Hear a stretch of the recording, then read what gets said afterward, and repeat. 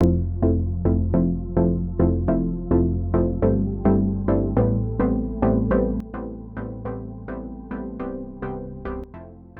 to Business Mentorship, Keeping It Real, where we feature entrepreneurs and enterprise leaders who share their great ideas in our guest blog found at shareyourstories.online. Our guest is Tara McEwen, an award-winning TV producer and media coach who believes that everyone has the potential to be a star storyteller. We're going to discuss the transition from corporate leader to business owner and the challenges she has faced starting a business during the pandemic. And Tara joins us from Toronto, Ontario. Welcome.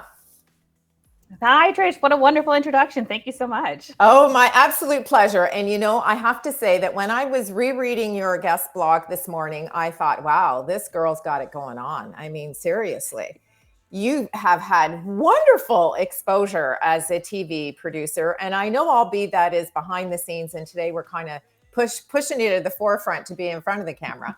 Tell us a little bit about the tipping point that sort of took you from deciding that you were going to leave, obviously, a very successful career as a TV producer and segue into entrepreneurship.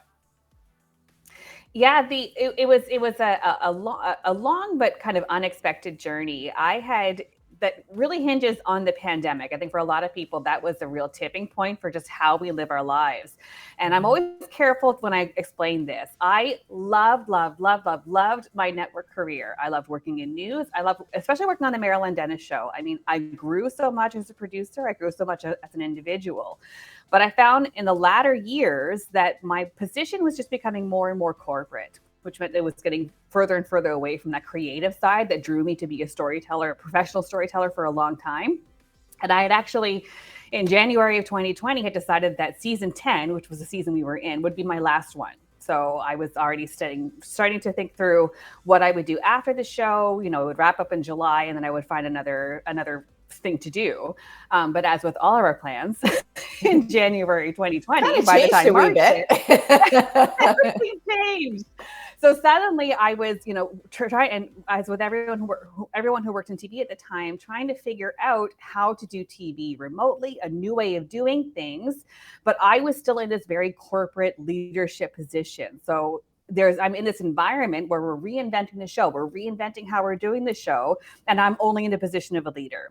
I'm only in a position of keeping people accountable, keeping people working, figuring out all the brass tacks and stuff like that, and just getting further and further away from that creative spark.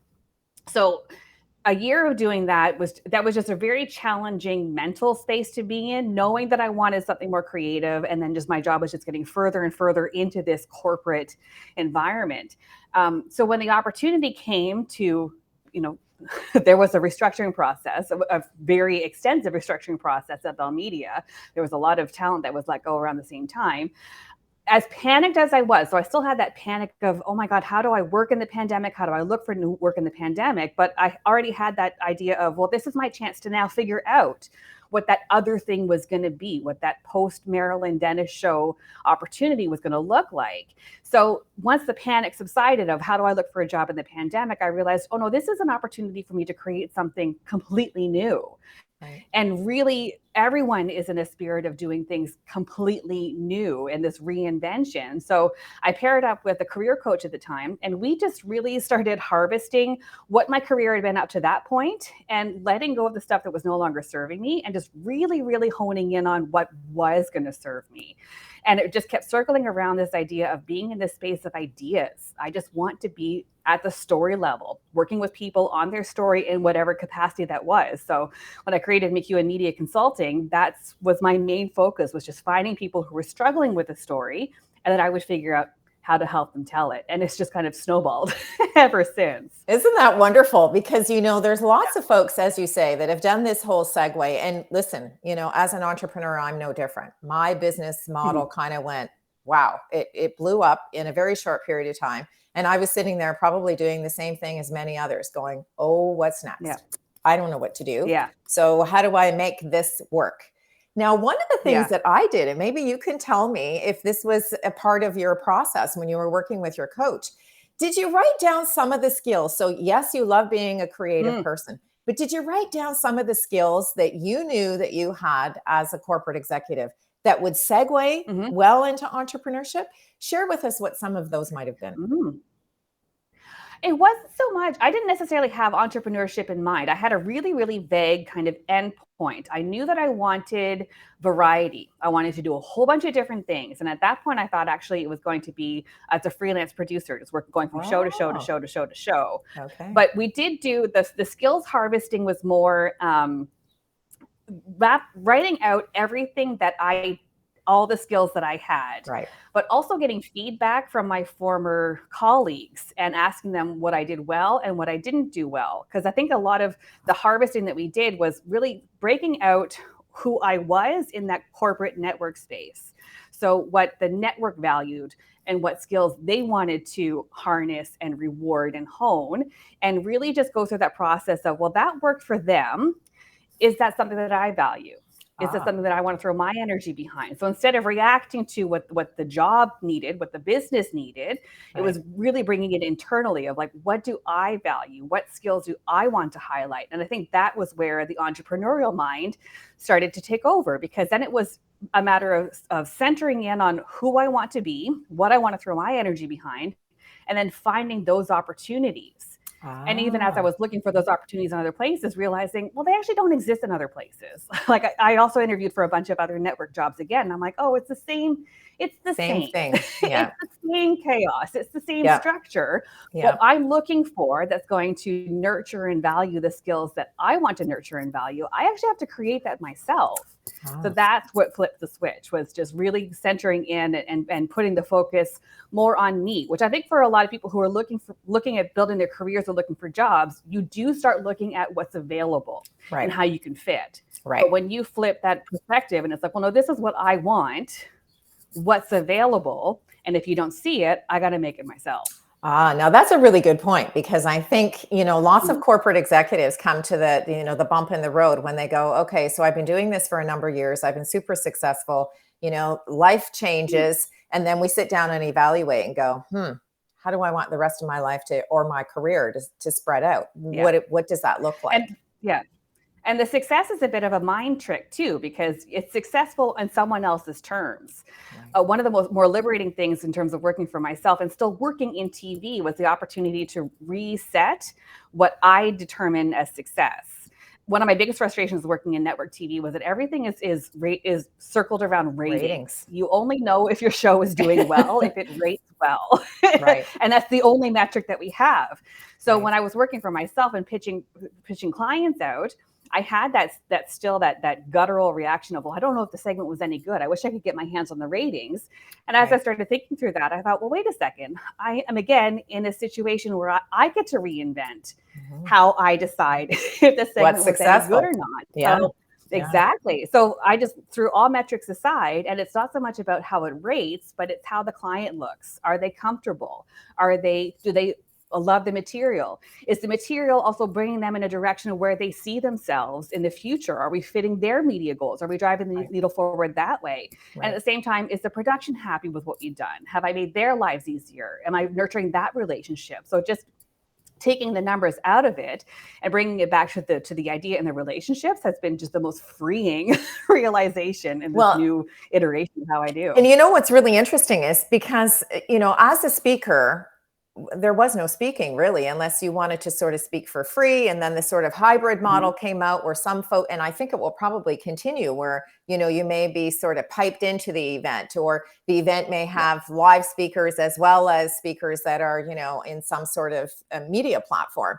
So Mhm, we mhm, have to reinvent how we present, because what we do in person is going to be totally different than how we do things mhm, from this kind of venue, right?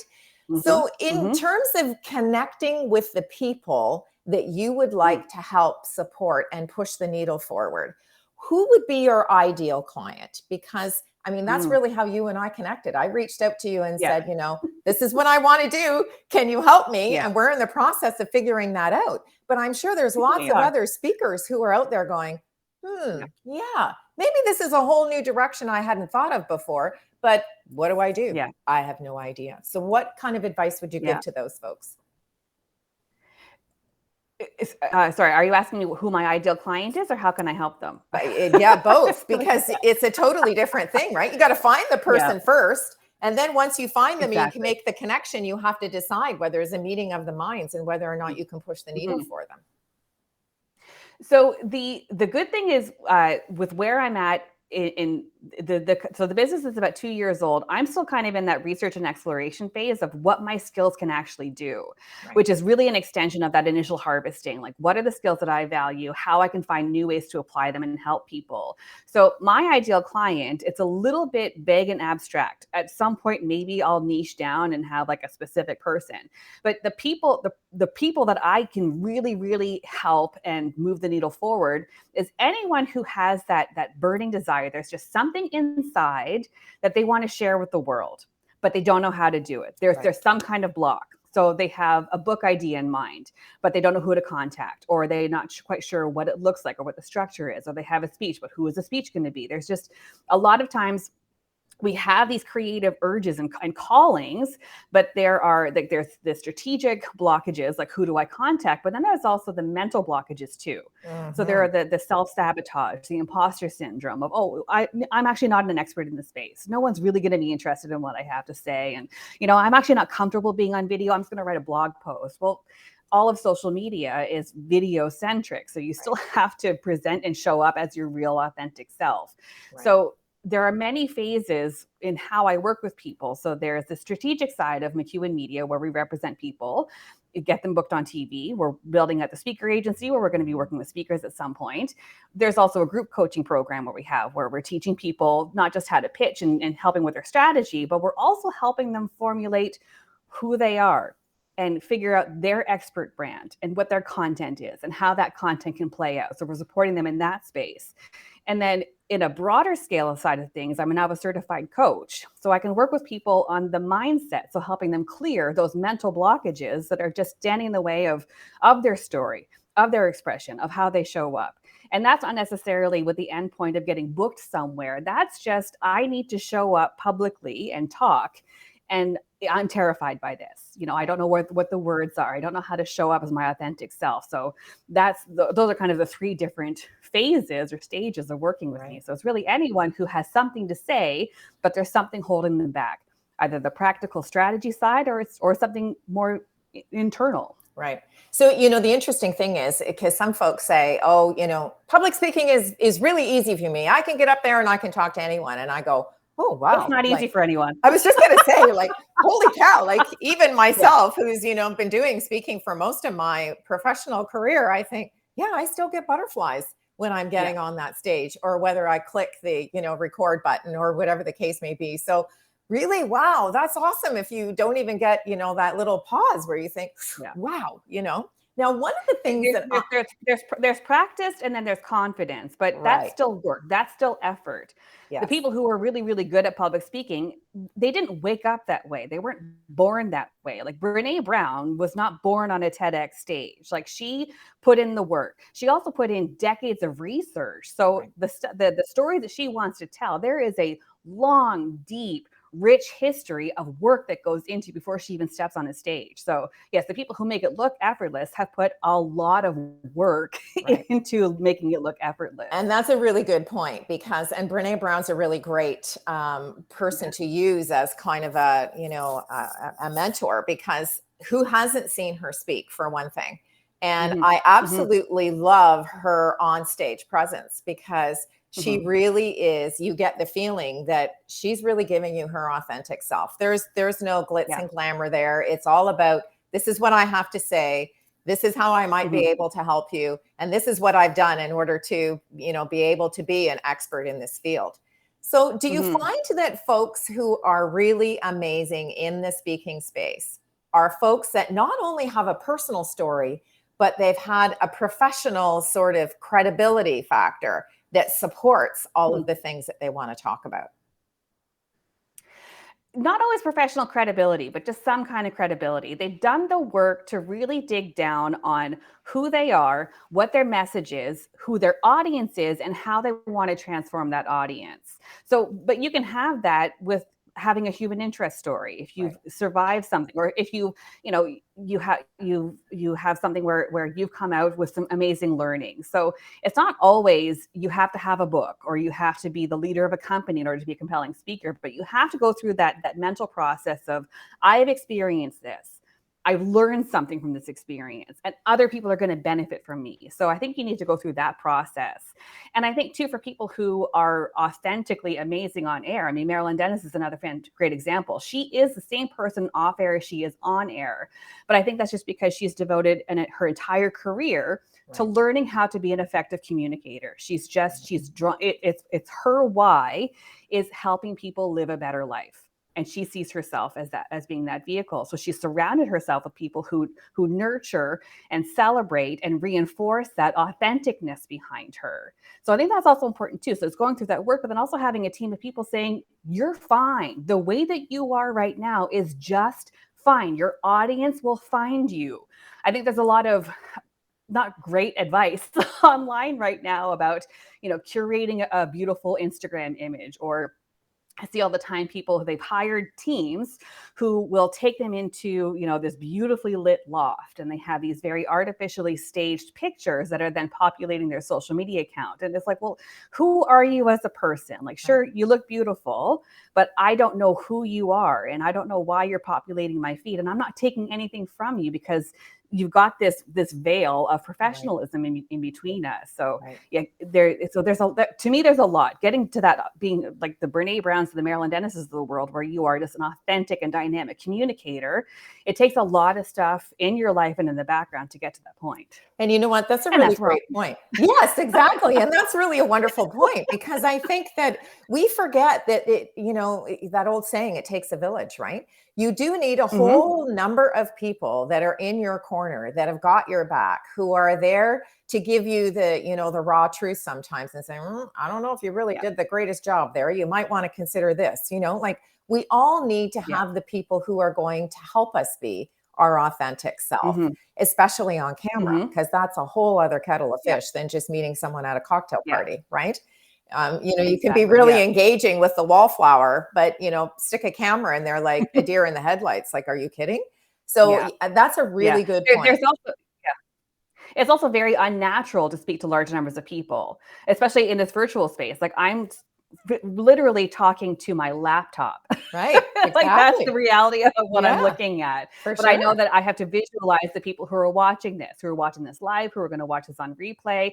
So it's also having the ordered thoughts in your mind that are happening in those spaces. I've been to events where they brought in an amazing TED Talk keynote speaker who they paid a lot of money to speak, and the delivery is terrible because they're distracted, because there's background noise, because of the environment that it's in. So it's just, there's a lot of, our brains are very good at sabotaging us. So I think to be a dynamic speaker, you also have to understand how your brain works and know when these thoughts are kind of getting in your way. And that leads me to another really good point, because any speaker who's been, has been on a stage more than once has had a bad experience. Lots of people have had, obviously you have great experiences that give you the confidence to keep going. But I mean, I can speak from personal experience. I had a really bad experience speaking, and I can tell you, so far, I canceled every speaking engagement after that. Like, I literally can't. It was so debilitating for me that it took a lot of courage to say, no, I'm not going to let that one person who ruined that experience, stop me from sharing my message, which obviously you feel very passionate about doing. So if working with a client, so you've got a client who's had a really bad experience and they're like been totally thrown off their game, is there one thing that you can share with our viewing and listening audience that you would give them to do, whether it's a coaching exercise or whether it's digging deep into your why? Is there something that you can share that you can say to them, try this and see if that gets you back up on the horse? Yeah. The first thing to do with any kind of perceived moment of failure, and I think it's important to note that it's a perceived failure, is to neutralize it. Take the emotion out of it. Trolls are going to troll, haters are going to hate. Taylor Swift speaks the truth. Neutralize that. That's their experience. And that's how they received your message. That's the thing with communication. You can control the metrics and the timing of all this stuff, but you don't control how it's being received. So just neutralize your reaction to their reaction, and then try and learn from it. So is there something about their experience that you can then take forward, or is it something you just kind of leave behind? Right. Sometimes a feedback, negative feedback, is something that's going to correct you and enhance the experience for everyone going forward. But sometimes it's just people who they misunderstood. I did a TikTok ages ago during the World Cup, advising people that you might be tempted to pitch into the World Cup. But if you don't know the World Cup, if you're not of the world of soccer, they're going to notice that you're an imposter. So don't even try. So that was a bit of media training advice. But I, of course, used the hashtag World Cup. So proving my point, anyone who was following World Cup, the hashtag on TikTok, was like, what does this have to do with soccer? So I did have some negative comments of like, who are you and what are you talking about? I could have taken that to being like, oh my God, the trolls are coming at me, but I just neutralized it and realized, oh, he thought he was getting soccer talk. Right. He got media talk instead. That's fine. I'm not going to let that bother me. So sorry, you misunderstood. Thank you for the comment, and we'll move on. So really just neutralize, harvest what you can. But the important thing is to move on. Right. You don't control how people are going to react to your message, but that doesn't mean that your message should be kept inside, because because then that negates the change that you've given to everyone else. Right. It's one person at an event that had a bad experience. But if you focus on that, it's now negating the experience for all the events that you canceled after that, all the times that you kept your message to yourself. So that's very good advice. That's really very good advice. Now, hard to put into practice. It is. And I'll do my little journaling and writing down all the words once we're finished our conversation today, so that, I can put that into perspective.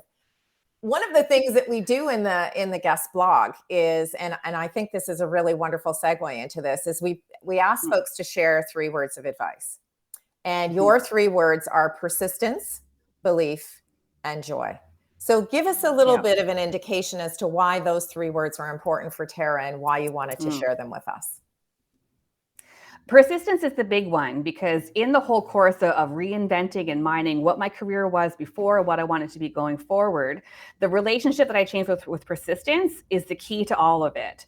So as a producer, I was told that, producers make they make the impossible possible. So I was rewarded constantly for being very focused. I would be given a task and I would make it happen. And I was like a dog with a bone. Just give me an assignment and I'll make it happen.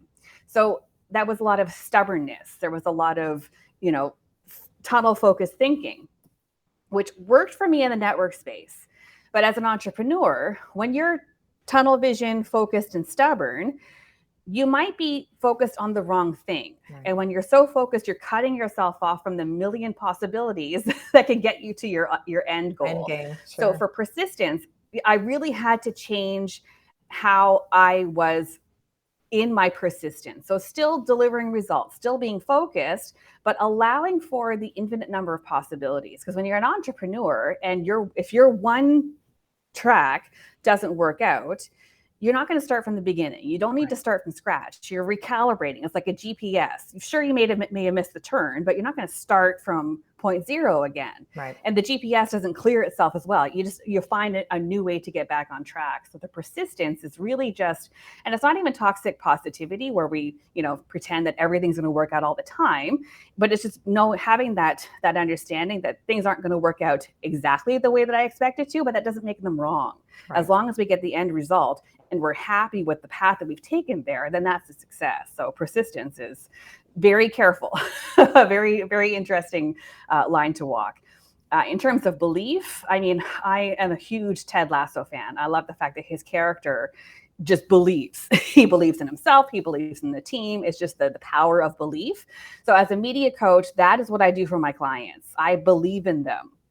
If someone comes to me and they have a story, I don't go through an audition. I also don't even research people that want to book a discovery call with me. Just come to me as you are, who you are, where you want to go, and we'll work together to get you to that point. At no point am I going to say, well, actually, you're not right for the job. You're not right for this show. Right. Even I might think that, but I'll pluck that right away. I hold the belief that the person in front of me deserves an audience, and I'll do whatever I can to give them an audience, wherever that audience is. And enjoy is the most important one for me too, because, and this is actually from way back when I was first working in TV. I started off working in news, and it was very capital I important information.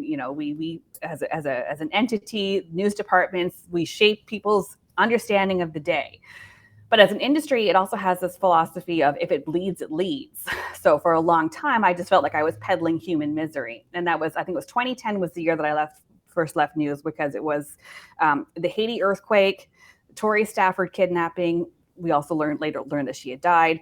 The BP oil spill. Like, it was just constant news story after news story after news story, where just terrible things were happening and there was no solution. There was no endpoint. There was no call to action. There was nothing we could do to change or solve these circumstances. It was just misery every day. So that was the first point of my career where I chose joy. I need to be in a space. That's where I went into lifestyle. It's not as important as what's going on in the world, but honestly, what I'm going to make for dinner tonight is important. What I'm going to wear for an interview is important. So to me, that content is important, but it's also, it's positive change. It's things that you can do today to make your life a little bit better. So since making that transition, that's been my guiding force for all things creative. I only want to work with people who want to create positive change in the world. And if you're going to come to me with blame and misery, then, you can learn from me from Instagram. Yeah, you don't need to work with me directly. I don't need that in my space. Well, listen, I really want to thank you for sharing your positive energy and the focus. And, it's really amazing. I'm always amazed when I hear about folks who've gone from corporate leader to business owner, because it's a huge leap of faith. And I think that the reason why you're appreciating the space that you're in and you're attracting so many clients is because you have this wonderful energy, Tara. So thank you so much for joining us and sharing some really great words of advice. So thank you so much. Oh, well, thank you, Trish. And thank you for having this community. I think the more entrepreneurs hear from each other and learn from each other, the better we can all be. Exactly. Absolutely. To you, our viewing and audience, I'd like to thank you for joining us today and tuning into this edition of Keeping It Real, where we introduced you to the person behind the logo. If you'd like to connect with our guest, you'll find Tara's contact information in the description portion below. I'm Trish Tonai, founder and host for the series, and we'd like to invite you to share your business story simply by visiting our website, shareyourstories.online. Thanks so much again for joining us, and we look forward to visiting you next time when we share another great idea. Ocean.